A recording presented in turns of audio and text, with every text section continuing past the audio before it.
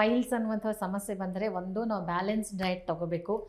ಎಲ್ಲ ರೀತಿಯಾದಂಥ ವಿಟಮಿನ್ಸ್ನ ನಮ್ಮ ದೇಹಕ್ಕೆ ಎಷ್ಟು ಬೇಕೋ ನಾವು ಅಷ್ಟನ್ನು ತಗೊಂಡ್ರೆ ಸಮಸ್ಯೆ ಬರಲ್ಲ. ಸಮಸ್ಯೆ ಬರ್ತಿದೆ ಅಂತಂದಾಗ ನಾವು ಇಮಿಡಿಯೇಟಾಗಿ ಅಲರ್ಟ್ ಆಗಬೇಕು, ಅದು ಮೇಯ್ನ್. ಆಮೇಲೆ ಇವಾಗ ಚಿಕಿತ್ಸೆ ಅಂತ ಬಂದಾಗ ಈಗ ಎಷ್ಟೋ ಜನ ಲೈಫ್ ಸ್ಟೈಲ್ ಸರಿ ಇರಲ್ಲ, ಫುಡ್ ಸ್ಟೈಲ್ ಸರಿ ಇರಲ್ಲ, ಕೆಲವೊಮ್ಮೆ ವರ್ಕ್ ಪ್ರೆಷರ್ ಇರುತ್ತೆ, ಅಥವಾ ಟೈಮಿಂಗ್ಸ್ ಅನ್ನುವಂಥದ್ದು ಅಡ್ಜಸ್ಟ್ ಆಗಲ್ಲ, ಟೈಮಿಗೆ ಕರೆಕ್ಟಾಗಿ ತಿನ್ನೋಕ್ಕಾಗದೆ ಇಷ್ಟೆಲ್ಲ ಸಮಸ್ಯೆಗಳು ಆಗಿರುತ್ತೆ. ಆದಂಥವರಿಗೆ ಈ ಕೆಲವರಿಗೆ ಆಪ್ರೇಷನ್ ಮಾಡಲೇಬೇಕು ಅನ್ನೋಂಥ ಸ್ಟೇಜಿಗೆ ಹೋಗಿ ತಲುಪಿಟ್ಟಿರ್ತಾರೆ. ಬಟ್ ಆಪ್ರೇಷನ್ ಮಾಡಿಸ್ಕೊಂಡ್ರೆ ಮುಂದೆ ಹೇಗೆ ಮತ್ತೆ ಬರುತ್ತಾ ಇಲ್ವ ಅನ್ನೋಂಥ ಡೌಟ್ ಇರುತ್ತೆ. ಹೋಮಿಯೋಪತಿಗೆ ಬಂದರೆ ಆಪ್ರೇಷನ್ ಸ್ಟೇಜಲ್ಲಿ ಇರುವಂಥವರು ಹೋಮಿಯೋಪತಿಗೆ ಬಂದರೆ ಇಲ್ಲಿ ಏನು ಟ್ರೀಟ್ಮೆಂಟ್ ಮಾಡ್ತೀರಾ? ಆ್ಯಂಡ್ ಟ್ರೀಟ್ಮೆಂಟ್ಗಿಂತ ಮುಂಚೆ ಏನಾದರೂ ಟೆಸ್ಟಿಂಗ್ ಮಾಡ್ತೀರಾ, ಎಕ್ಸಾಮಿನೇಷನ್ ಮಾಡ್ತೀರಾ, ಹೇಗೆ? ಸಾಧಾರಣವಾಗಿ ನೀವು ಹೇಳಿದ್ರಲ್ಲ, ಆಪ್ರೇಷನ್ ತನಕ ಹೋಗಿರೋರು ಅವ್ರ ಹತ್ರನೇ ಒಂದು 25 ರಿಪೋರ್ಟ್ ತರ್ತಾರೆ. ಬರುವಾಗಲೇ ಒಂದು 2-3 kg ತೂಕ ಬರುತ್ತೆ, ಅಷ್ಟು ರಿಪೋರ್ಟ್ ತರ್ತಾರೆ. ಆ ರಿಪೋರ್ಟ್ ಪೂರ್ತಿ ನೋಡ್ತೀವಿ. ಅದು ಬಿಟ್ಟು ಏನಾದರೂ ಬೇಕು ಅಂದರೆ ಒಂದು ರಕ್ತ ಪರೀಕ್ಷೆ ಮಾಡಬೇಕು.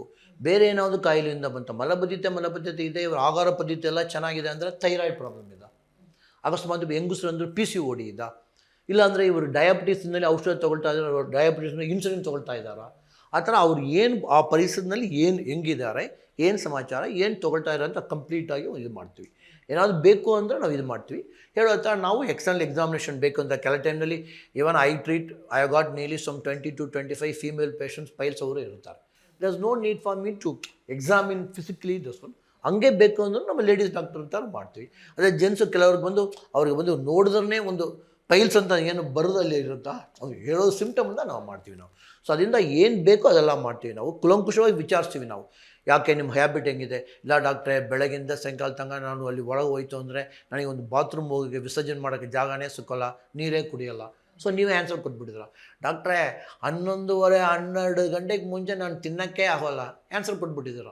9 to 9:30 ಒಳಗೆ ಅಟ್ಲೀಸ್ಟ್ ಒಂದು ನೀರಾವುದು ಕುಡಿಬೇಕು, ಏನಾದರೂ ಒಂದು ಆಹಾರ ಸ್ವಲ್ಪ ಇದು ಮಾಡಬೇಕು. ಯಾಕಂದರೆ ಅಸಿಡಿಟಿ ಬಂತು ಆಲ್ರೆಡಿ 11:30 ಆದಮೇಲೆ ನೀವು ಆಯಿತು ಅಂದರೆ ಬೆಳಗಿಂದ ಸಾಯಂಕಾಲ ತನಕ ನೇಲಿ 12 hours ಹೊಟ್ಟೆ ಖಾಲಿ ಆಗಿರುವಾಗ ಕಾಯ್ತಾ ಇರುತ್ತೆ, ಯಾವಾಗ ಇವನು ಏನೋ ಒಂದು ಟಿಫನ್ ಹಾಕ್ತಾನೆ, ಯಾವಾಗ ತಿಂಡಿ ಹಾಕ್ತಾನೆ ಮಗನೇ ಅವನು ತಿಂಡಿನೇ ಹಾಕಿಲ್ಲ ಹಾಕು ಅಂತ ಹೈಡ್ರೋಕ್ಲೋರಿಕ್ ಆಸಿಡ್ ಹಾಕ್ಬಿಡ್ತಾರೆ. ಅವಾಗ ಅಸಿಡಿಟಿ ಬಂದುಬಿಡುತ್ತೆ, ಎಲ್ಲ ಹೊಟ್ಟೆ ಉರಿ ಅಂತ ಹೇಳ್ತೀವಿ.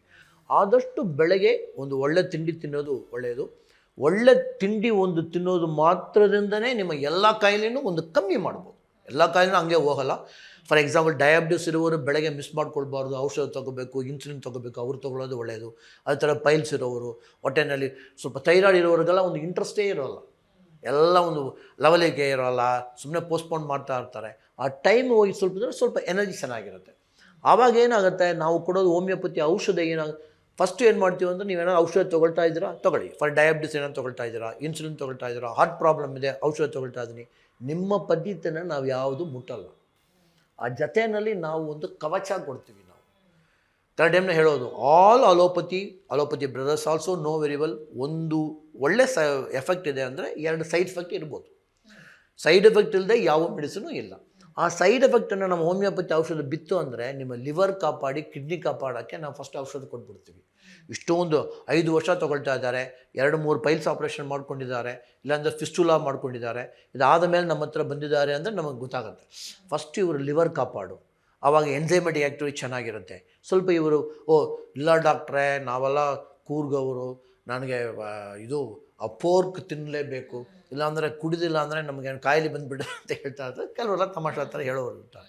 ಅದನ್ನು ನೀವು ಎಷ್ಟು ಮಟ್ಟಿಗೆ ಬದಲಾವಣೆ ಮಾಡಿ ಬರ್ತೀರ. ಸಮ್ಟೈಮ್ಸ್ ಜನರಿಗೆ ಕೆಲವರು ಅಂದ್ಕೊಂಡಿದ್ದಾರೆ ಪೋರ್ಕ್ ತಿಂದರೆ ಪೈಲ್ಸ್ಗೆ ಒಳ್ಳೆಯದು ಅಂತ. ನನ್ನ ಪ್ರಕಾರ ನೀವು ಎಷ್ಟೇ ಒಳ್ಳೆ ಪಿಗ್ರೀಸ್ನಲ್ಲಿ ಇತ್ತು ಅಂದ್ರೂ ಪೋರ್ಕ್ ಹ್ಯಾಸ್ ಗಾಟ್ ವೋಮ್ ಇನ್ಫೆಸ್ಟೇಷನ್ ಅಂತ ಹೇಳ್ತೀವಿ.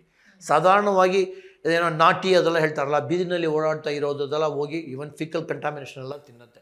ನೀವು ಅಷ್ಟೊಂದು ಇಲ್ಲದೇ ಇದ್ದು ನೀವು ಚೆನ್ನಾಗಿ ನೋಡ್ಕೊಳ್ತು ಆದ್ರೂ pig can go into worm infestation. ಸಾಧಾರಣವಾಗಿ ಹೇಳ್ತೀವಿ, ಅಟ್ಲೀಸ್ಟ್ ಪೋರ್ಕ್ ಸ್ವಲ್ಪ ದಿವಸದ ಬೇಡ ಅಂತ ನಾವು ಹೇಳ್ತೀವಿ ನಿಮ್ಮ ಪದ್ಧತಿ ಎಲ್ಲ ಇರುವಾಗ. ಈ ಥರ ಆಹಾರ ಪದ್ಧತಿಯಿಂದ ಎಲ್ಲ ಮಾಡಿದ್ರೆ ಆಮೇಲೆ ನಿಮಗೆ ಶಕ್ತಿ ಬೇಕಲ್ಲ. ಡಾಕ್ಟ್ರೇ ಆಹಾರ ಪದ್ಧತಿ ಬ್ಯೂಟಿಫುಲ್ ಆಗಿದೆ, ಬಟ್ ಕೆಲ ಟೈಮ್ಲಿ ಅಂದರೆ ಬೇರೆ ಒಂದು ಕೊರತೆ ಇರುತ್ತೆ. ಅದು ಏನು ಅಂತ ಕಂಡುಹಿಡಿದು ಬೇಕಂದರೆ ಸ್ವಲ್ಪ ನಮ್ಮ ಟೆಸ್ಟ್ ಮಾಡ್ತೀವಿ.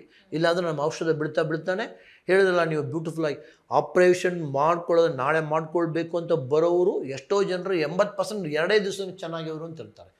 ಕೆಲವರು ವಯಸ್ಸು ಅವ್ರಿಗೆ 70 ವಯಸ್ಸು ಆಯಿತು, what we use to call bunch of grapes ಅಂತ ಹೇಳ್ತೀವಿ. ಹೇಳಿದ್ನಲ್ಲ, ಅದು ಸೈನುಸೈಡ್ಸ್ ಪೂರ್ತಿ ಬಂದು ಒಂದಲ್ಲ ಎರಡಲ್ಲ ಆ ಮುಟ್ಟಿದ್ರೆ ಒಂದು 3-4 ಒಳ್ಳೆ ಬಬಲ್, ವಾಟರ್ ಬಬಲ್ ಥರ ಇರುತ್ತೆ.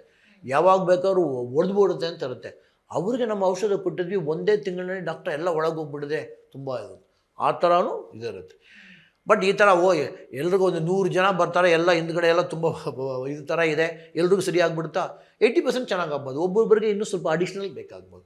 ಅದನ್ನು ಕಂಪ್ಲೀಟ್ ಕುಲಂಕುಷವರು ವಿಚಾರಿಸಿ ಅವ್ರ ಜೊತೆಯಲ್ಲಿ ಹೋಮಿಯೋಪತಿ ಔಷಧ ಕೊಡ್ತೀವಿ. ಡಾಕ್ಟ್ರೇ ಏನು ನಾನು ತೊಗೊಳ್ತಾ ಇಲ್ಲ, ನಿಮ್ಮ ನಂಬ್ಕೊಂಡೇ ಬಂದ್ರಿ, ಸೂಪರ್. ಡೆಫಿನೆಟ್ಲಿ ಏನು ಒಂದು ಆಪ್ರೇಷನ್ ಇಲ್ಲದೆ 100%, ನಾಟ್ ಈವನ್ 90% ಅಂತ ಕೂಡ ಹೇಳಬೇಕಾಗಿಲ್ಲ. ಒಂದು ಸಲ ನಮ್ಮ ಹತ್ರ ಬಂದು ಕಂಪ್ಲೀಟ್ ಕ್ಯೂರ್ ಆಯಿತು ಅಂದರೆ ನಾವು ಹೇಳೋದು, ಡಾಕ್ಟ್ರೇ ಬಂದು 2 ತಿಂಗಳಿನಲ್ಲಿ ಪೂರ್ತಿ ಎಲ್ಲ ಎಷ್ಟೋ ಜನ ಮಾಡಿದ್ದಾರೆ. ಅವಾಗ ಬರುವಾಗಲೇ 7 ವರ್ಷ ಕಷ್ಟಪಟ್ಟಿದ್ದೀನಿ, 3 ಆಪ್ರೇಷನ್ ಮಾಡ್ಕೊಂಡಿದ್ದೀನಿ ಅಂತ ಬಂದು ನಿಮ್ಮ ಬಿಟ್ಟರೆ ಬೇರೆ ಯಾರೂ ಇಲ್ಲ ಅಂತ ಹೇಳೋರು. ನೋಡಪ್ಪ 1 ತಿಂಗಳಿನಲ್ಲಿ ತುಂಬ ಗುಣ ಕಾಣುತ್ತೆ, ಬಿಟ್ಟು ಹೋಗಬಾರ್ದು.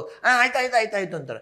1 ತಿಂಗಳಲ್ಲಿ ಕೆಲವರು ಫೀಸ್ ಕಟ್ತಾರೆ, ಕೆಲವರು ಆಮೇಲೆ ಬಂದು ಫೀಸ್ ಕಟ್ತೀನಿ ಅಂತಾರೆ, ಓಡ್ಬಿಡ್ತಾರೆ. ತಿರ್ಗಾ ವಾಪಸ್ ಬಂತಂದರೆ ಆಮೇಲೆ ಬರ್ತಾರೆ.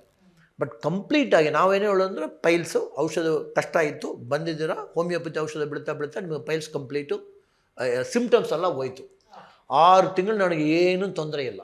ಇನ್ನೊಂದು 6 ತಿಂಗಳು ತೊಗೊಂಡು ನೀವು ಹೋಯ್ತು ಅಂದರೆ 90% ಇನ್ನೊಂದು 10-20 ವರ್ಷಕ್ಕೆ ನಿಮಗೆ ಪೈಲ್ಸ್ ಬರೋಲ್ಲ.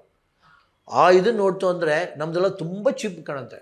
ಈಗಾಗಲೂ ಆಪ್ರೇಷನ್ ಎಲ್ಲ ಮಾಡ್ಕೊಂಡು ನಂಗೆ ಲೇಟೆಸ್ಟ್ ಒಬ್ಬರು ಹೇಳಿದ್ರು, ಸುಮ್ಮನೆ ಒಂದು ಇದಕ್ಕೆ ಏನೋ ಹ್ಯಾಮರಾಯ್ಡೆಕ್ಟಮಿ ಮಾಡ್ಕೊಂಡು ಬಂದರು, 1.5 ಲಕ್ಷ ಖರ್ಚಾಯಿತು. ನಾವು ಇದನ್ನು ಅವ್ರ ಜೀವಪೂರ್ತಿ ಔಷಧ ಕೊಡ್ತೀವಿ ನಾವು. ಅಂದರೆ ಈಗೆಲ್ಲ ಎಲ್ಲ ಚೇಂಜ್ ಆಗಿದೆ, ಆಪ್ರೇಷನ್ ಥಿಯೇಟರ್ ಚಾರ್ಜಸ್ ಆಗಿದೆ, ಆ ಥರ ಎಲ್ಲ ಆಗುತ್ತೆ. ಸೊ 2-3 ಥರ ಆಯಿತು ಅಂದರೆ ನಿಮಗೆ ಶಕ್ತಿ ಹೆಂಗಿರುತ್ತೆ? ಶಕ್ತಿನೇ ಇರೋಲ್ಲ ಪಾಪ. ಸೊ ಅದರಿಂದ ನಿಮ್ಮ ಜೊತೆಯಲ್ಲೇ ಆಪ್ರೇಷನ್ ಇಲ್ಲದೆ ಆಪ್ರೇಷನ್ ಮಾಡಿದವರು, ಮಾಡದೇ ಇರೋವ್ರಿಗೆ ಗುಣ ಇನ್ನೂ ಬೇಗ ಕಾಣುತ್ತೆ.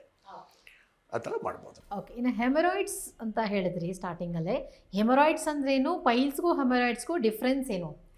ಹೆಮರಾಯ್ಡ್ಸ್ ಅನ್ನೋದು ಹೌದು ಡಾಕ್ಟ್ರೆ, ಹೆಮರಾಯ್ಡ್ಸ್ ಅಂತ ನನ್ನ ಟೆಕ್ನಿಕಲ್ ಟರ್ಮಿನಾಲಜಿ, ನಿಮ್ಮ ಟರ್ಮಿನಾಲಜಿ ಪೈಲ್ಸ್. ಹೆಮರಾಯ್ಡ್ಸ್ ಅನ್ನುವಾಗ ಗೊತ್ತಾಯಿತು, ಡಾಕ್ಟ್ರಿಗೆ ಗೊತ್ತಾಯಿತು, ಹೊರಗೆ ಆ ಪೀಸ್ ಬಂದು ಹೊರಗೆ ಬಂದುಬಿಟ್ಟಿದೆ, ಸೈನುಸ್ ಕಿತ್ತೋಗ್ಬಿಟ್ಟಿದೆ, ನಾಳೆ ಇದು ಆಪ್ರೇಷನ್ಗೆ ರೆಡಿ ಇದೆ ಅಂದರೆ that is we use to call haemorrhoidectomy. That's also piles. It could be 2nd stage or 3rd stage. ಕೆಲವರಿಗೆ ಬಂದು 4th ಸ್ಟೇಜ್ನಲ್ಲಿ ತುಂಬ ಬ್ಲೀಡಿಂಗ್ ಜಾಸ್ತಿ ಇತ್ತು ಅಂದರೆ 4th ಸ್ಟೇಜಿಗೆ ಬಂದಿರುತ್ತೆ, 4th ಡಿಗ್ರಿ ಪೈಲ್ಸ್ ಅಂತ ಹೇಳ್ತೀವಿ. ಕೆಲವರೆಲ್ಲ ಅದೇ 1st ಡಿಗ್ರಿ ಬಂತು, ಡಾಕ್ಟ್ರೇ ಸ್ವಲ್ಪ ಕಾಣಿಸ್ಕೊಳ್ತಾ ಇದೆ, ನೀವು ಕುಯ್ದಾಕ್ಬಿಡಿ ಅಂತ ರೆಡಿ ಬರ್ತಾರೆ. ವಾಟ್ ಯೂಸ್ ಟು ಕಾಲ್ ಅವರೆಲ್ಲ ಒಂದು 2-3 ಟೈಮ್ನ ಅದು ಲಿಗೇಷನ್ ಅಂತ ಹೇಳ್ತಾರೆ. ಆ ಹೊರಗೆ ಬಂದಿರೋದನ್ನು ಕಟ್ಟಾಗಿ ಬಿಡ್ತಾರೆ, ಸ್ವಲ್ಪ ದಿವಸ ಆಯಿತು ಅಂದರೆ ಹಂಗೆ ಬೀಳುತ್ತೆ.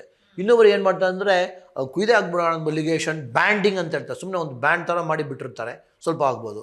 ಕೆಲವರಿಗೆ ಬಂದು ಈ ಥರ ಎಲ್ಲ ಹೇಳ್ತಾರೆ. ಕೆಲವ್ರಿಗೆ ಬಂದು ಒಂದು ಡೋನಟ್ ಥರ ಒಂದು ಟೈರ್ ಥರ ಹಾಕಿ ನೀವು ಕೂತ್ಕೊಂಡು ಅದು ಸ್ವಲ್ಪ ಬಿಸಿನೀರೆಲ್ಲ ಹಾಕ್ಕೊಳ್ಳಿ ಅಂತ ಹೇಳ್ತಾರೆ. ಇದೆಲ್ಲ ಅವು ಒಂದೊಂದು ಕಮ್ಮಿ ಆಗೋಕ್ಕೆ. ನನ್ನ ಪ್ರಕಾರ ಕ್ಲೀನಾಗಿ ಇಟ್ಕೊಳ್ಳಿ. ಯಾವ ಒಂದು ಸ್ಟೇಜೇ ಇತ್ತು ಅಂದ್ರೂ ಹೋಮಿಯೋಪತಿ ಔಷಧ ಮತ್ತೆ ನಿಮ್ಮ ಜೀವನದಲ್ಲಿ ಆಪ್ರೇಷನ್ನೇ ಇಲ್ಲದೆ ಪೈಲ್ಸ್, ಫಿಸ್ಟುಲಾ, ಫಿಶರನ್ನು ಸರಿ ಮಾಡೋಕ್ಕೆ 100% ಹೋಮಿಯೋಪತಿ ಈಸ್ ಯೂಸ್ಫುಲ್. ಈ ಪೈಲ್ಸ್ ಅಂತಂದರೆ ಏನು ಆ್ಯಂಡ್ ಪೈಲ್ಸ್ನಲ್ಲಿ ಬರುವಂತಹ ಟೈಪ್ಸ್ಗಳ ಬಗ್ಗೆ ಬಹಳಷ್ಟು ಚೆನ್ನಾಗಿ ಎಕ್ಸ್ಪ್ಲೈನ್ ಮಾಡಿದ್ರಿ. ಅದರ ಜೊತೆಗೇ ಸೊ ಈ ಟೈಪ್ಸ್ಗಳನ್ನು ಎಕ್ಸ್ಪ್ಲೈನ್ ಮಾಡುವಾಗ ಏನೇನು ಫುಡ್ಗಳನ್ನು ತಗೊಂಡ್ರೆ ಸೊ ಆ ಸಮಸ್ಯೆನೇ ನಾವು ಅಲ್ಲೇ ಕಂಟ್ರೋಲ್ ಮಾಡ್ಬೋದು ಅನ್ನೋದು ಬಹಳ ಬ್ಯೂಟಿಫುಲ್ ಆಗಿ ಎಕ್ಸ್ಪ್ಲೈನ್ ಮಾಡಿದ್ರೆ. Thank you so much. ನೋಡಿದ್ರಲ್ಲ ವೀಕ್ಷಕರೇ, ಪೈಲ್ಸ್ ಸಮಸ್ಯೆ ಸಾಕಷ್ಟು ಜನರಿಗೆ ಕಾಡ್ತಾ ಇರುತ್ತೆ. ಅದು ಟೀನೇಜ್ ಅವ್ರಿಗಾಗಿರ್ಬೋದು, ಏಜ್ ಆದವ್ರಿಗಾಗಿರ್ಬೋದು. ಸೊ ಯಾರಿಗೇ ಪೈಲ್ಸ್ ಸಮಸ್ಯೆಗಳು ಬಂದರೂ ಕೂಡ ನಾವು ಫಾಲೋ ಮಾಡಬೇಕಾಗಿರೋದು ಒಂದೇ ಸರಿಯಾದಂಥ ಆಹಾರ ಪದ್ಧತಿ. ಸೊ ಕೆಲವು ಡಯಟ್ ಅಂತ ಹೇಳಿ ಕೆಲವುದನ್ನು ಬಿಡುವಂಥದ್ದು, ಕೆಲವೊಂದನ್ನು ಜಾಸ್ತಿ ತಿನ್ನುವಂಥದ್ದು, ಈ ಥರದ್ದೆಲ್ಲ ಮಾಡೋದ್ರಿಂದ ಬ್ಯಾಲೆನ್ಸ್ಡ್ ಆಗಿ ನಾವು ಎಲ್ಲ ಆಹಾರಗಳನ್ನು ತಗೊಳ್ಳೋದ್ರಿಂದ ಆ್ಯಂಡ್ ನಮಗೆ ಸಿಂಪ್ಟಮ್ ಕಾಣಿಸ್ಕೊಂಡ ತಕ್ಷಣವೇ ನಾವು ಅಲರ್ಟ್ ಆದರೂ ಕೂಡ ನಾವು ಎಷ್ಟೋ ಸಮಸ್ಯೆಗಳಿಂದ ಪಾರಾಗ್ತೀವಿ. ಹಾಗಾಗಿ ಇನ್ನೂ ನಿಮ್ಗೆ ಏನಾದರೂ ಹೆಚ್ಚಿನ ಮಾಹಿತಿ ಬೇಕು ಆ್ಯಂಡ್ ಹೋಮಿಯೋಪತಿ ಚಿಕಿತ್ಸೆ ಬೇಕು, ನಾವು ಆಲ್ರೆಡಿ ಸಫರ್ ಮಾಡ್ತಿದ್ದೀವಿ ಫೈಲ್ ಸಮಸ್ಯೆ ಅಂತಂದರೆ ಸೊ ನೀವು ಪ್ರೋ ವೈಟಲ್ ಹೆಲ್ತ್ ಕೇರ್ಗೆ ವಿಸಿಟ್ ಮಾಡ್ಬೋದು ಅಂತ ಹೇಳ್ತಾ ಇವತ್ತಿನ ಕಾರ್ಯಕ್ರಮ ಮುಗಿಸ್ತಾ ಇದ್ದೀನಿ. ನಮಸ್ಕಾರ.